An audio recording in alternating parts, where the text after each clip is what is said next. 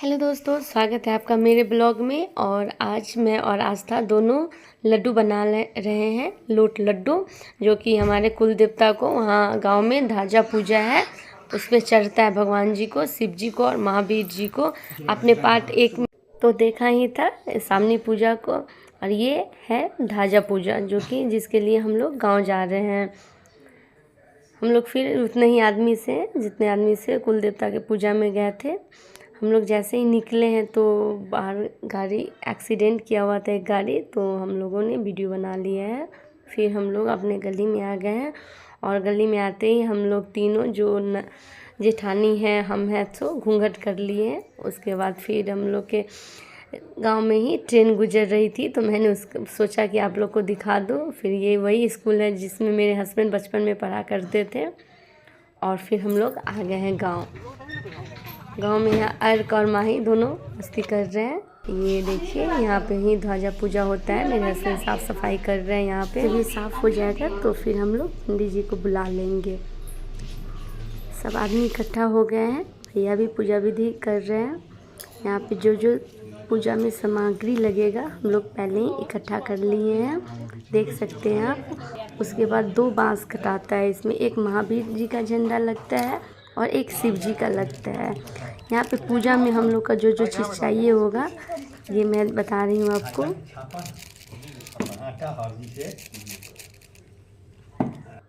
उसके बाद हम लोग बांस में सिंदूर लगाते हैं, और उधर मेरी बड़ी वाली जेठानी और आस्था एक महावीर जी का झंडा लगा रही है और एक शिव जी का झंडा लगा रही है।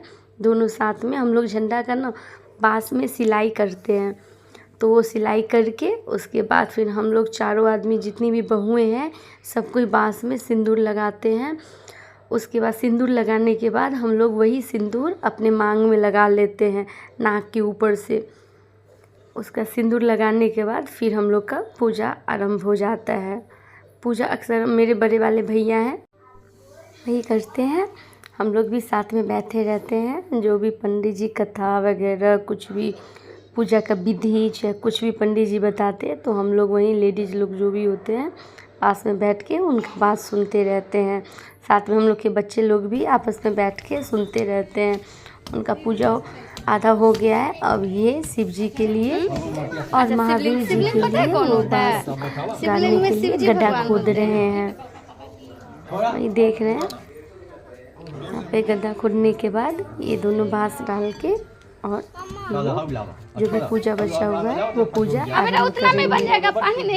फिर यहाँ पे देख लीजिए, मैं यहाँ पे आटा का दिया बना रही हूँ, जो कि आरती में काम आएगा। आटा के दिया में ही हमारे यहाँ आरती होता है। और यहाँ हमारा आरती स्टार्ट हो गया है। धीरे धीरे जितने भी हम लोग वाइफ हस्बैंड हैं, सब कोई कपल में आरती करेंगे। अब हम लोग आरती कर रहे हैं, मेरी बारी।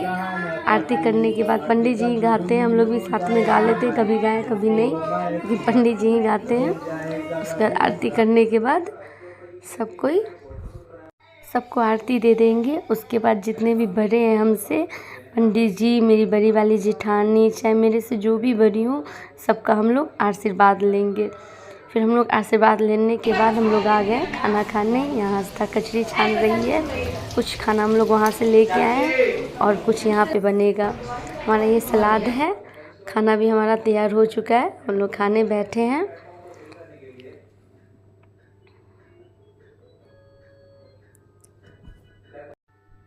सब कोई खाना खा लेंगे। उसके बाद फिर हम लोग का पूजा तो हो गया है, तो फिर अब हम लोग चलने की तैयारी करेंगे। इसके लिए गेट वेट सब कुछ बंद कर देंगे। अब हम लोग अगले साल ही आएंगे गांव। बीच में तो हम लोग का नहीं होता है आना। खैर कभी किसी कारण आ गए तो आ गए, नहीं तो अक्सर हम लोग 1 साल में 1 ही बार आते हैं। मेरी बड़ी वाली जेठानी जो रहती हैं यहाँ मुजफ्फरपुर में, वो आती रहती है।